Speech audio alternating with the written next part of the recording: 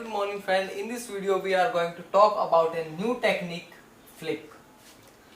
पिछली वीडियो में हमने बात की थी फ्रैप टेक्निक के बारे में और इस वीडियो में हम बात करने वाले हैं फ्लिप टेक्निक के बारे में।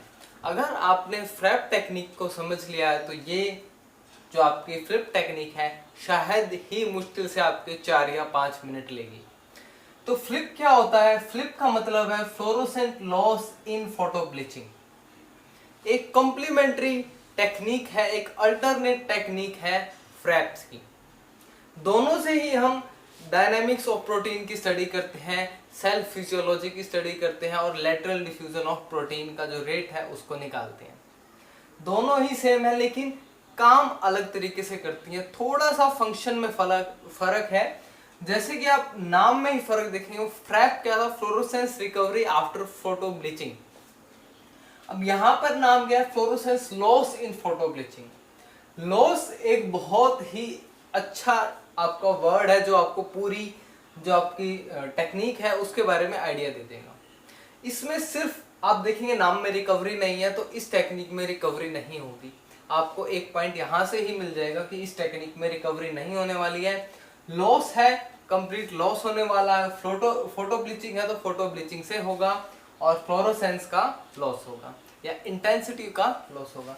तो सबसे पहले जो है पॉइंट है, जो डिफरेंस आप फ्रैप वीडियो और फ्लिप में देखेंगे, फ्लिप की वीडियो में देखेंगे तो आपको जनरली बहुत इजीली समझ में आ जाएगा। स्टार्ट करते हैं।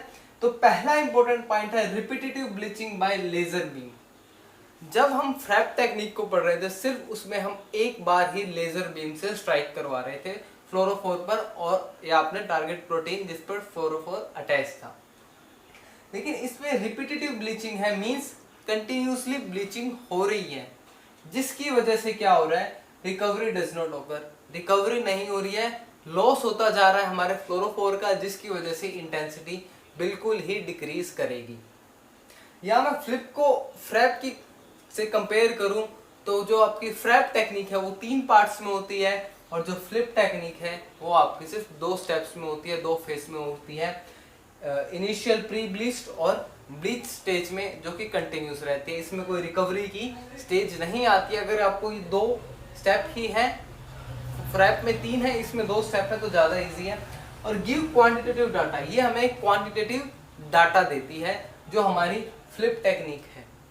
तो स्टार्ट करते हैं स्टेप्स वाइज। आपने देखेंगे फ्रैप की तरह ही इसमें फर्स्ट स्टेप में प्री ब्लीच्ड जो है आपके फ्लोरोफोर अटैच्ड हैं आपके टारगेटेड प्रोटीन के साथ। ये आपकी प्री ब्लीच स्टेज थी।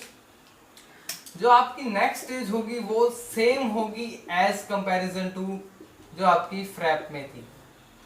ये आपकी ब्लीच स्टेज थी जिसमें वहां पर भी रिस्ट्रिक्टेड एरिया था, इसमें भी रिस्ट्रिक्टेड एरिया है। जब यहाँ पे लेजर बीम गिर रही है तो फ्लोरोफोर क्या हो रहे हैं? अपनी जो एबिलिटी है फ्लोरोसेंस को जनरेट करने की उसको खत्म कर रहे हैं या खो रहे हैं, डिस्ट्रॉय हो रहे हैं। जिसकी वजह से क्या हो रहा है कि ये इस एरिया में देखेंगे आप फ्लोरोफोर या रेड कलर से जो मैंने मार्क किया है वो अटैच नहीं है। ये एरिया रिस्ट्रिक्टेड है। और यहाँ पर एक वर्ड आपको जरूर अच्छे से समझने की जरूरत है, कंटिन्यूस लेजर।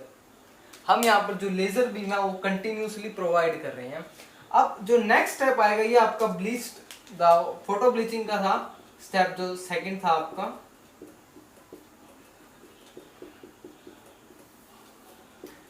अब थर्ड स्टेप में क्या होगा, या मैं कहूं आपका सेकंड स्टेप किस तरह से आगे बढ़ेगा।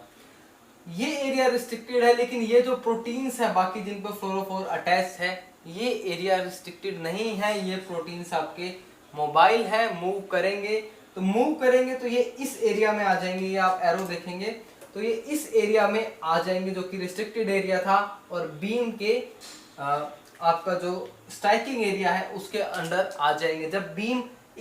जब ये आते जाएंगे इन पर बीम स्ट्राइक करेगी तो जो आपके फ्लोरोफोर है वो अपनी फ्लोरोसेंस की एबिलिटी को खोते रहेंगे, डिस्ट्रॉय होते रहेंगे। तो एक टाइम ऐसा आएगा आपका जब आपके जितने भी आपने फ्लोरोफोर पे आपने लगाए थे अपने टारगेटेड प्रोटीन पे, वो सब बीम से जो है लेजर बीम से क्या हो जाएंगे? डिस्ट्रॉयड हो जाएंगे। तो यही स्टेप थे, 2 स्टेप ही हैं प्री ब्लीचिंग और फोटो ब्लीचिंग का आपका, और कोई तीसरा स्टेप नहीं है कि कहीं पर रिकवरी होगी, कुछ नहीं है।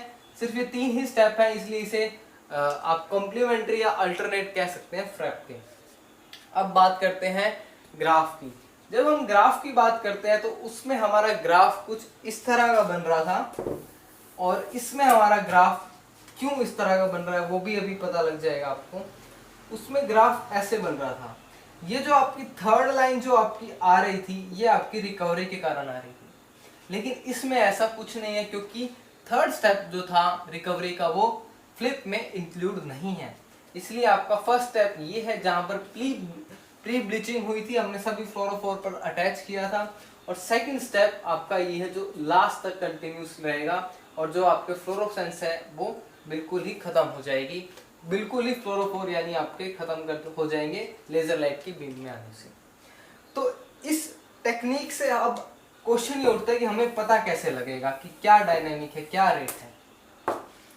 उससे हमें पता लग रहा था रिकवरी से, इससे हमें पता लगेगा रेट का कि कितनी स्पीड से कितने रेट से जो आपके मोबाइल प्रोटीन है वो अपनी इंटेंसिटी को लूज कर रहे हैं टाइम के साथ। इसलिए ग्राफ बनता है इंटेंसिटी का या रिलेटिव इंटेंसिटी का, कि कितनी रेट से जो फ्लोरोफोर है जो मोबाइल है प्रोटीन वो कैसे और किस स्पीड से लॉस हो रहे हैं। दोनों का एप्लीकेशन वही है, सिर्फ प्रोसीजर अलग है, वो भी सिर्फ एक स्टेप में डिफरेंस है। इसलिए आप जब फ्रैप टेक्निक को करें तो साथ में ही फ्लिप टेक्निक को करें, बाद में आप करने लगेंगे तो आपको पहले फ्रैप दोबारा से पढ़ना पड़ेगा।